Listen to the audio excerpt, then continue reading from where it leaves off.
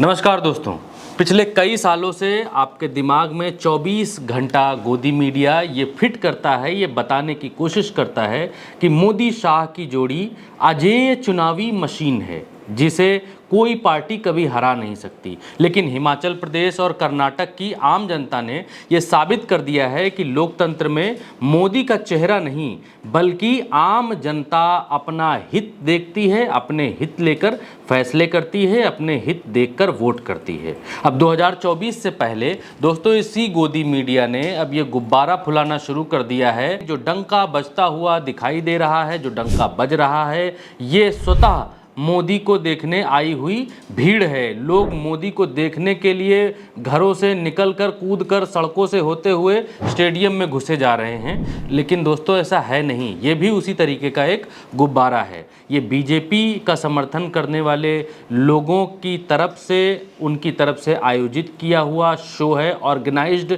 Show है, जिसको Bharatiya Janata party कभी बताती नहीं है कि ये शो कौन करवा रहा है, क्यों करवा रहा है। आपको ये दिखाया जाता है कि विदेशों में नरेंद्र मोदी की जय जयकार हो रही है और उनके लिए पब्लिक टूट पड़ी है, घरों से छूट पड़ी है, निकल पड़ी है। दोस्तों आपके सामने मोदी की महानता और लोकप्रियता का गुब्बारा कुछ इस तरीके से फुलाया जाता है जिससे आपके मन में सामने दिख रहे गुब्बारे से मेल खाती हुई हवा बन सके। जब डंका बजेगा आप हैरानी से तभी देखेंगे, और जब आप हैरानी से देखेंगे, जब आप हैरान होंगे, तभी आपको मोदी जी के भीतर महान शख्सियत दिखाई देगी, तभी आप उनको दिव्य पुरुष मानेंगे। क्योंकि बिना गुब्बारा फूले आप भी नरेंद्र मोदी को दिव्य पुरुष मानने के लिए तैयार नहीं होंगे, और इसीलिए इतना बड़ा गुब्बारा फुलाकर आपको दिखाया जाता है कि देखिए क्या क्या हो रहा है, जय जयकार हो रही है चारों तरफ।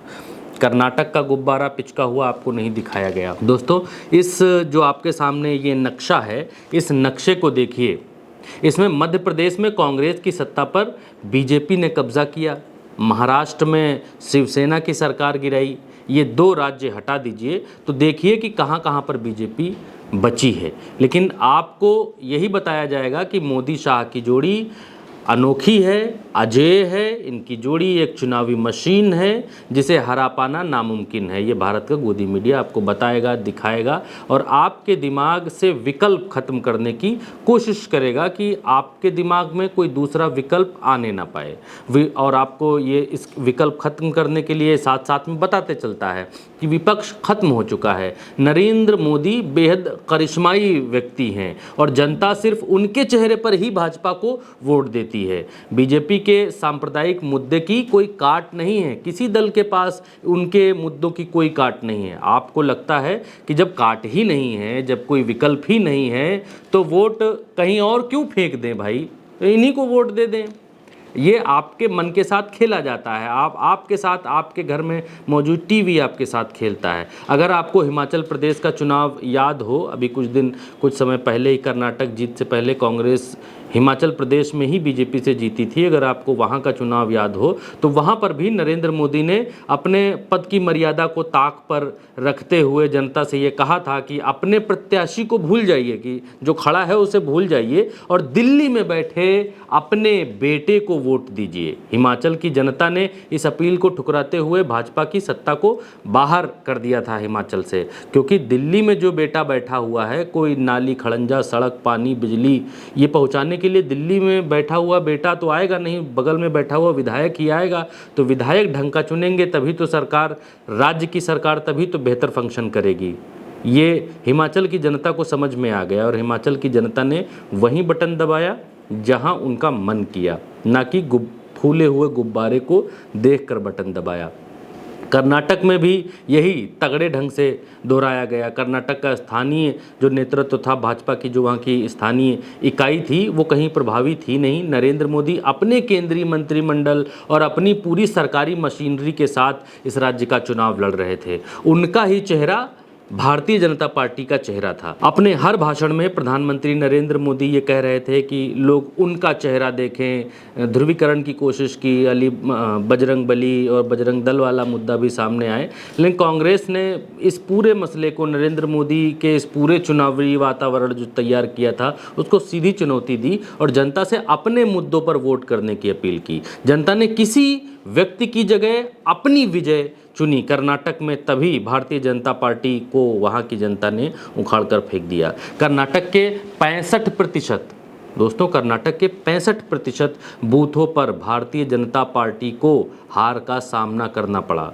भारत में बूथ मैनेजमेंट का कोई तोड़ नहीं है, आपको ये बताया जाता है, भारत में बताया जाता है कि बीजेपी के कैडर का कोई तोड़ नहीं है। ये बात ठीक है कि बूथ मैनेजमेंट का तोड़ नहीं है, लेकिन भाजपा का जो बूथ मैनेजमेंट है और जो संगठन है, इनका कोई तोड़ नहीं है। ये बात भारत की गोदी मीडिया आपको बहुत बढ़ा चढ़ा कर दिखाती है, बहुत महिमा मंडित करके दिखाती है। ऐसा फैलाया जाता है कि इनके अलावा कोई और कार्यकर्ता है ही नहीं, किसी और पार्टी का कार्यकर्ता मौजूद ही नहीं है। कर्नाटक में भी वही करने की कोशिश की, लेकिन जो हुआ वो आपके सामने है। एग्जिट पोल के नतीजों के बाद भाजपा के नेता हैं BL संतोष, उन्होंने दावा किया था कि उनकी पार्टी 31,000 बूथों पर लीड करेगी, लेकिन जो रिजल्ट आया, जो नतीजा आया, वो आपके सामने है। उसने भारतीय जनता पार्टी की तथाकथित अजेय चुनावी मशीन होने के दावों को बिल्कुल ध्वस्त कर दिया, निराधार कर दिया।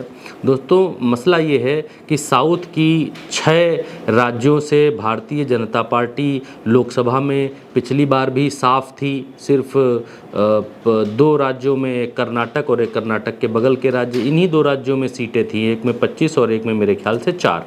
इसके अलावा किसी भी राज्य में भारतीय जनता पार्टी का खाता नहीं खुला। साउथ की बात मैं कर रहा हूँ आपसे, और इस दफ़ा भी भारतीय जनता पार्टी का दाना पानी साउथ से उठने वाला है, ऐसा दिखाई दे रहा है। कर्नाटक के चुनावी परिणाम विधानसभा के ऐसा बता रहे हैं, और उसको देखते हुए भारतीय जनता पार्टी बहुत ज़्यादा चिंतित है। और उत्तर भारत में जिस तरीके से वो 2018 के बाद सिमटती चली जा रही है, जो ये नक्शा आप देखिए, 2018 में भारतीय जनता पार्टी पूरे शबाब पर थी, पूरा नक्शा भगवा हुआ करता था, लगभग नक्शा भगवा हुआ करता था। जो शबाब पर पार्टी थी उसका परचम धीरे धीरे ढल रहा है।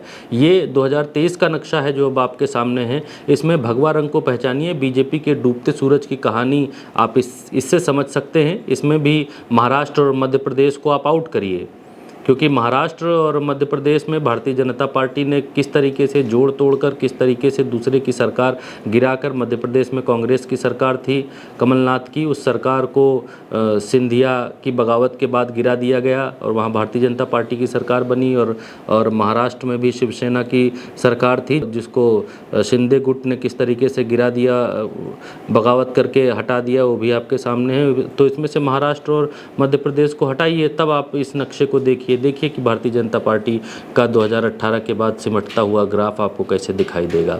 दोस्तों अब इन सब के बीच अगर 2024 से के चुनावों से पहले सीमा पर कोई बहुत बड़ी घटना नहीं हुई, सीमा पर बहुत बड़ा कांड नहीं हुआ, सीमा पर युद्ध नहीं छिड़ गया, या भारत ने पीओके पर हमला नहीं किया, या फिर कोई ऐसी सैन्य घटना नहीं हुई, क्योंकि जब कहते हैं कि एक बहुत शायर ने कहा था कि सीमा पर बड़ा तनाव है, पता करो क्या कहीं चुनाव है। तो अगर चुनाव के समय सीमा पर तनाव नहीं हुआ तो भारतीय जनता पार्टी के लिए बहुत बड़ा तनाव हो जाएगा, क्योंकि जिस तरीके की परिस्थितियां हैं 2024 के लिए, वो भारतीय जनता पार्टी के लिए बेहद सामान्य है। कोई विशेष लहर नहीं है भारतीय जनता पार्टी के लिए, कोई विशेष चर्चा नहीं है कि बस भारतीय जनता पार्टी को ही जिताना है। अगर लहर लानी है, अगर लहर सीमा से कोई नहीं आई तो 2024 में भारतीय जनता पार्टी के लिए रास्ता मुश्किल होने वाला है। भारतीय जनता पार्टी को बहुमत के लिए 2024 में जूझना पड़ सकता है अगर कोई बहुत बड़ी लहर नहीं हुई। दोस्तों इस वीडियो में अभी इतना ही। आप उल्टा चश्मा यूसी देख रहे हैं, फेसबुक पर देख रहे हैं तो पेज को फॉलो करिए, और अगर आप यूट्यूब के पेज पर देख रहे हैं तो सब्सक्राइब ज़रूर करिए। उसके बाद बेल आइकन आपके सामने आएगा, उसको दबाइए, और अगर आप कर सकते हैं तो चैनल को ज्वाइन भी करिए।